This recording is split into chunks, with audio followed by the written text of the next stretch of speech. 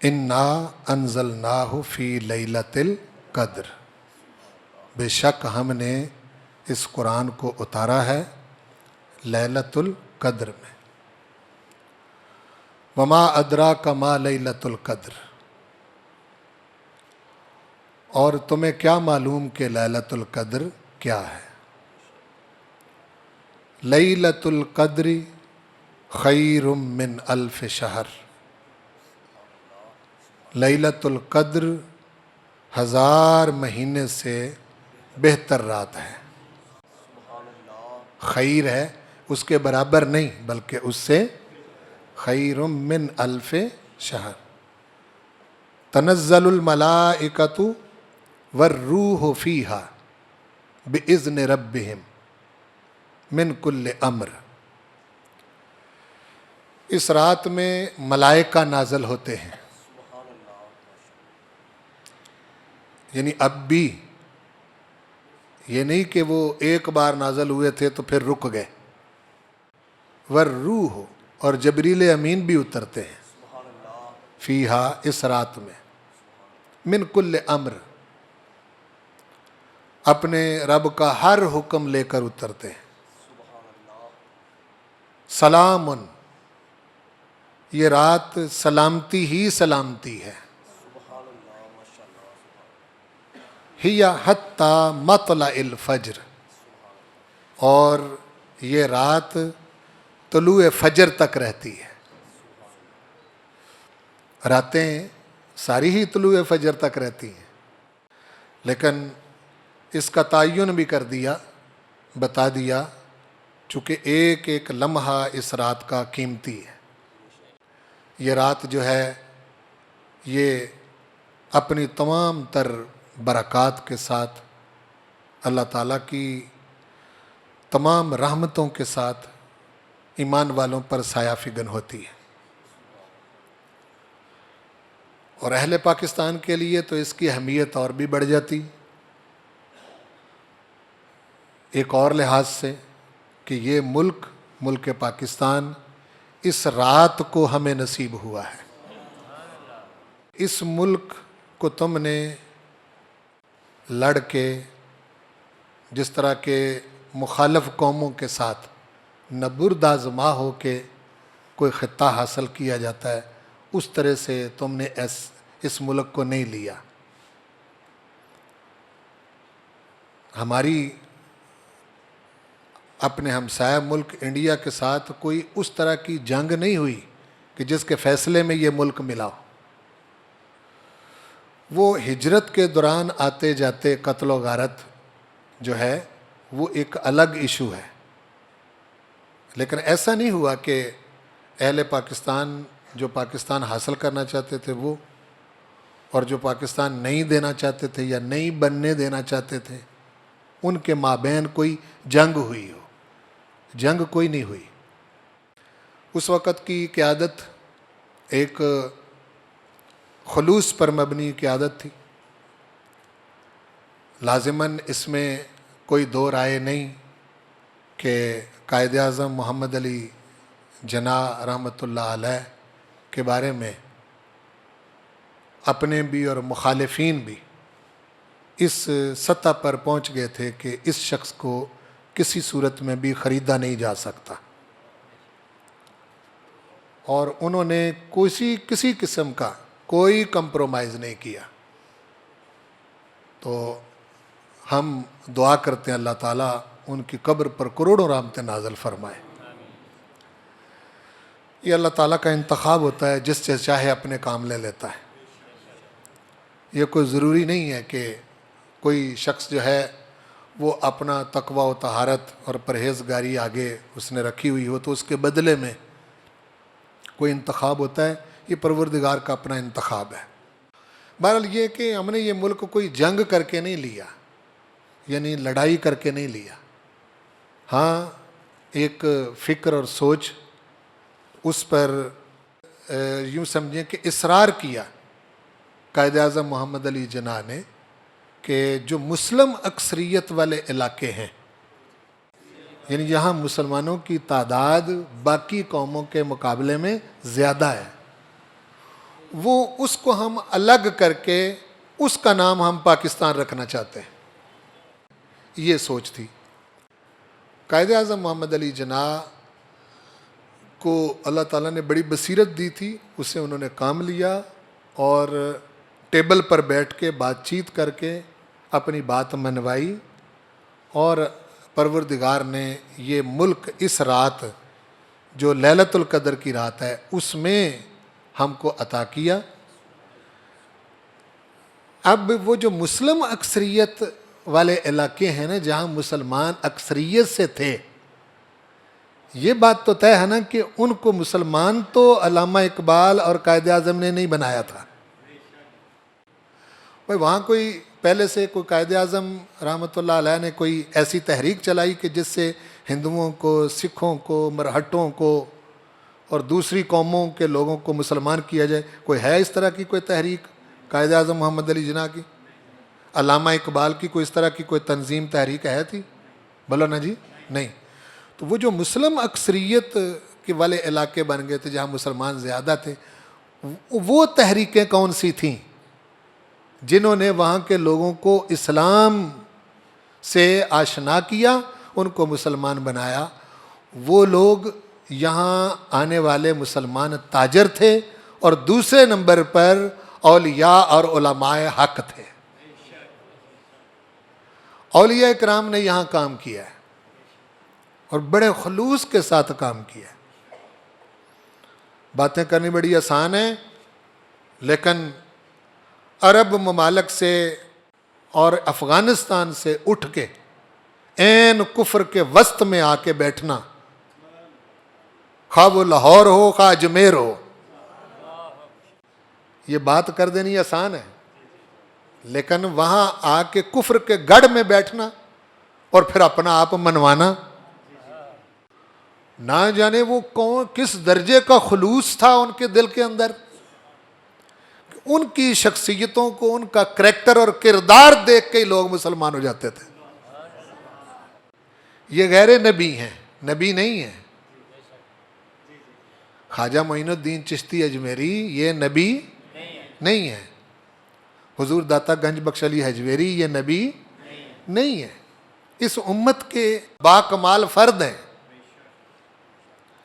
جنہوں نے حضور کریم صلی اللہ علیہ وآلہ وسلم کے دین کو سمجھا، ذمہ داری اٹھائی آگے پہنچانے کی.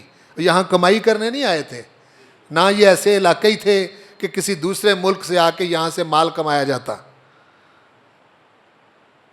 کیوں بھائی؟ وہ کچھ لوگ تو یہاں سے اٹھ کے جاتے ہیں، امریکہ جاتے ہیں تو مال کمانے کے لیے جاتے ہیں. پاکستان چھوڑ کے یورپ جاتے ہیں تو کیا لینے جاتے ہیں؟ مال کمانے کے لیے جاتے ہیں. فرانس جاتے ہیں مال کمانے کے لیے جاتے ہیں. جرمنی جاتے ہیں مال کمانے کے لیے جاتے ہیں. اور یہ لوگ اتنے کمزور ہوتے ہیں جو مال کمانے کے لیے جاتے ہیں، جس ملک میں جاتے ہیں اس ملک کے ماحول میں ڈھل جاتے ہیں.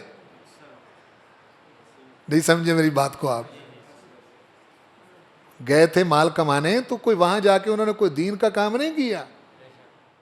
اگر انگریزوں کے ملک میں گئے تو کالے انگریز بن گئے.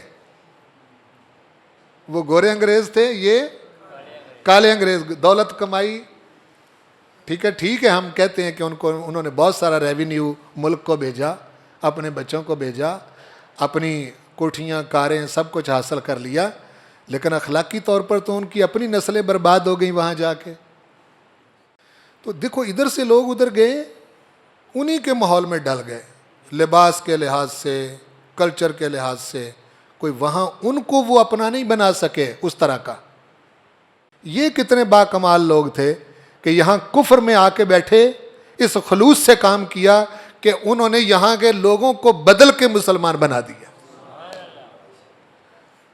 ان کا دین کون دے سکتا ہے؟ کیوں جی؟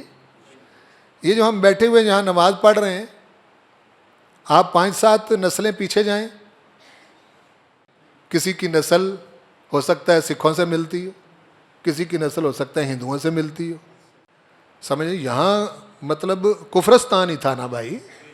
کیوں جی؟ ہاں جی. اور مشکل کتنا ہوتا ہے انڈیا میں جا کے آپ دیکھ لیں. مطلب وہ تو وہاں کے لوگوں کو پوچھے نا کہ جی کیسے وہ اپنا ٹائم گزارتے ہیں، وقت گزارتے ہیں. وہ اپنی آزادی کے ساتھ گائے ذبح نہیں کر سکتے، اپنی آزادی کے ساتھ وہاں رہ نہیں سکتے، اپنی آزادی کے ساتھ وہ اپنے معاملات نہیں کر سکتے. ان کی مسجدوں پر حملے ہو گئے اور دیگر معاملات ہو گئے. تو اس لحاظ سے اہل پاکستان پر یہ زیادہ ذمہ داری عائد ہوتی ہے کہ وہ ان راتوں کو اللہ تعالیٰ کی شکر گزاری میں بسر کریں. کوئی ایک رات تو لیلۃ القدر ہے نا. یہ راتیں اللہ کی عبادت، یاد، استغفار میں بسر کرو. جون سی بھی رات ہوگی وہ رات 1000 مہینے سے بہتر رات ہے، وہ تمہیں نصیب ہو گئی، چاہے تمہیں پتہ چلا چاہے پتہ نہیں چلا. تو اس کا اگر 5 راتوں میں بھی آپ کا یہ ذہن بنا کہ نہیں جی فکس پتہ چل جانا چاہیے کہ فلانی ہے، تو پھر میں زی ہمراہان سست عناصر دلم گرفت. زندگی میں اگر 5 راتوں کے حوالے سے بھی انسان کا یہ ذہن بن جانا ہے کہ ان 5 میں بھی کوئی فکس سا پتہ چل جائے کہ وہ 21ویں ہے، وہ 23ویں ہے، وہ 25ویں ہے، وہ 27ویں ہے، وہ 29ویں ہے، تو پھر ایسے شخص کے ذوق عبادت پہ میں کیا کہہ سکتا ہوں. ہاں، گزشتہ جو زمانہ تھا اس میں تنہائی میں لوگ زیادہ اچھے طریقے سے یہ راتیں بسر کر لیتے تھے. خاص لوگ وہ اب بھی ہیں جن کو رات کے جاگنے کا، عبادت کرنے کا ذوق جن کو نصیب ہے، لیکن خال ہیں، تھوڑے ہیں، پہلوں میں زیادہ تھے. تو اب جہاں آپ کی یہ مسجد ہے یا دیگر مساجد ہیں، یہاں مختلف قسم کے کوئی پروگرام رکھ کے تو رات جاگنے کا بندوبست ضرور کرنا چاہیے. آج کل نا کچھ لوگ جو ہے نا وہ آپ کو بڑی عجیب و غریب باتیں سمجھاتے ہیں. وہ کہتے ہیں نہیں جی یہ تراویح وغیرہ کوئی شے نہیں ہے. بعض لوگ جو ہیں وہ پھر اس 8-20 کے چکر میں چلے جاتے ہیں، اور بعضوں نے تو وہ تہجد اور تراویح کو گڑبڑ کر دیا. ٹھیک ہے نا جی. اور بعضوں نے کسی قسم کی کوئی بات نکالی، بعضوں نے کسی قسم کی بات نکالی. ایسا شخص جو ہے وہ امت کے اندر فتنہ پرور ہوتا ہے. کیوں؟ اس لیے کہ امت جس طریقے سے مجموعی طور پر ایک شوق کے ساتھ چل رہی ہوتی ہے. آپ دیکھو نا، کوئی شخص شعبان المعظم کی 15ویں رات کو اگر عبادت کرتا ہے، فرض کر لیں، تو عبادت ہی کرتا ہے کہ کچھ اور کرتا ہے؟ اس کے ذہن میں یہ بات نہیں 15ویں شعبان کی رات کی عبادت ثابت ہی نہیں ہے. اس نے کہنا ہے کہ جی ثابت نہیں ہے تو پھر تالا لگاؤ مسجد کو، گھر جا کے سوتے ہیں. تو نقصان اس کا ہو گیا نا. کیوں بھائی؟ ہوا نہیں ہوا نا؟ ہو گیا. وہ جس نے اس کو یہ بات سمجھائی ہے کہ یہ ثابت ہی نہیں ہے، اس کو کیا ملا؟ اور جو اس کے کہنے پہ لگ کے رات کی عبادت چھوڑ گیا، کتنا نقصان کر بیٹھا. اب کچھ لوگ لگے ہوئے ہیں کہ جی تراویح ہے ہی کوئی نہیں. فرض کر لیں، میں ایک بات کرتا ہوں کہ امت پڑھ رہی ہے نا تراویح. تراویح میں کیا کرتے ہیں ہم؟ اللہ کی بارگاہ میں کھڑے ہوتے ہیں. کیوں جی؟ قرآن مجید پڑھتے ہیں، سنتے سناتے ہیں، یہ ایک موقع بھی مل جاتا ہے. ٹھیک ہے. اس طرح کا شاندار پروگرام میں تو فاروق اعظم کی ذات کو سلام کرتا ہوں، جنہوں نے کم از کم امت کے اندر اس کو رواج دیا. اور فاروق اعظم کو معمولی نہ سمجھیں کہ کوئی شخص یہ کہے کہ جی حضور نے تو نہیں کیا، فاروق اعظم نے کیا. بھئی تم فاروق اعظم سے الگ ہو کے حضور کو سمجھنے والے کون ہوتے ہو؟ نہیں سمجھے میری بات کو. تم بڑے ہی سیانے سے ہی، بڑے علامہ سے ہی، لیکن فاروق اعظم سے الگ ہو کے حضور کو سمجھنے والے تم کون ہوتے ہو؟ تمہاری کیا حیثیت ہے کہ تم اپنے آپ کو بڑے سمجھے؟ میں بڑا علامہ ہوں، میں بڑا فہامہ ہوں، میں بڑا پڑھا لکھا ہوں، میرا بڑا مطالعہ ہے. تیرا مطالعہ جائے پہاڑ میں جو فاروق اعظم سے الگ کر دے. ہم نے تیرے مطالعے کو کیا کرنا ہے؟ تجھے سمجھ ہی نہیں ہے اس بات کی. फारूक आजम तो वो हैं जिन्होंने हुजूर को देखा है, और बाकी सारे मुरीद रसूल हैं, फारूक आजम मुराद रसूल हैं। इसलिए ये सब शरारतें हैं जो आज रहा सहा, जो ज़माना जिस तरीके से हम चल रहे हैं और अदवार कैसे चल रहे हैं, इसमें जो लोग अल्लाह को याद करें उनको भी तुम हटाना चाहते हो। इससे तुम्हारी कब्र में क्या सलूक किया जाएगा तुम्हें पता है, और जिनको तुम हटा रहे हो और तुम्हारे कहने पर जो लोग छोड़ चुके हैं, उसका वबाल तुमने अपने ऊपर उठाना है या उनका बोझ तुमने उठाना है। इसलिए ये शैतान किस्म के लोग और शरारती लोग होते हैं कि जिनको मालूम नहीं है कि हम किस किस्म का काम कर रहे हैं। तो इस तरह से ऐसे लोगों के पीछे लग के अपना ज़ौक़ इबादत बर्बाद न करें और ना कीमती वक्त जो है उसको वो ज़ाया करें। अगर कोई शख्स 100 नफल पढ़ता है रात को तो सरकार ने को मना किया है, क्यों भाई? दुरूद शरीफ पढ़ा जाए तो इसमें कोई मना किया है।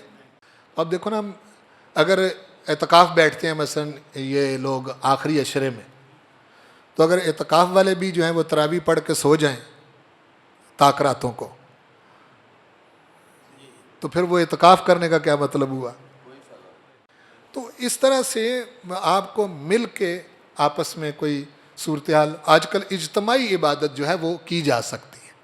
तो ये सिर्फ जामिया मस्जिद मोहम्मदिया सिद्दीकिया में नहीं मैं कह रहा, बल्कि जहाँ जहाँ मेरा ये पैगाम पहुँचे तो वहाँ वहाँ लोगों को इन रातों को जो है वो शब बेदारी का प्रोग्राम होना चाहिए। तो इन रातों को अब भी आप ज़ाया नहीं करना आपने, और सोने का लालच नहीं करना।